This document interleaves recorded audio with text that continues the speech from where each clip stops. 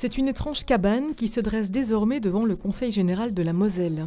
Une cabane, et qui plus est un symbole, celui d'un festival exceptionnel qui prendra son envol pour la première fois le 16 mai prochain.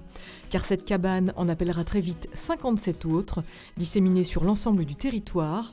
57 cabanes qui accueilleront plus de 1000 spectacles vivants en 57 jours. L'idée d'une cabane, c'est quelque chose qui se construit, c'est très collectif. Il y aura de la diffusion dans beaucoup de domaines, mais aussi ce que nous nommons au Tréteaux de France l'infusion, sans jeu de mots, c'est-à-dire être présent pour que naissent depuis le territoire des occasions de construire des actes, qui vont être des actes de création, mais sans doute aussi des actes citoyens. Car au-delà d'un simple festival, Cabane entend bien faire pour, mais surtout avec le public mosellan, mettre en mouvement le territoire et réunir amateurs, professionnels et citoyens autour des pratiques artistiques avec ce même objectif. Peut-être d'essayer de réduire ce grand écart entre le populisme culturel et l'élitisme stérile aussi, et en prônant peut-être le populaire d'excellence.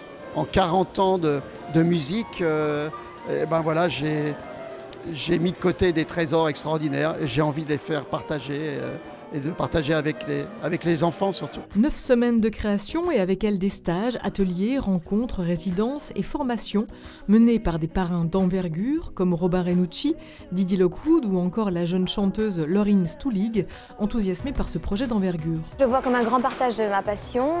Ma passion, c'est le chant dans toutes ses formes, le chant lyrique, le chant baroque, le chant variété, le chant nouveau, le chant improvisé.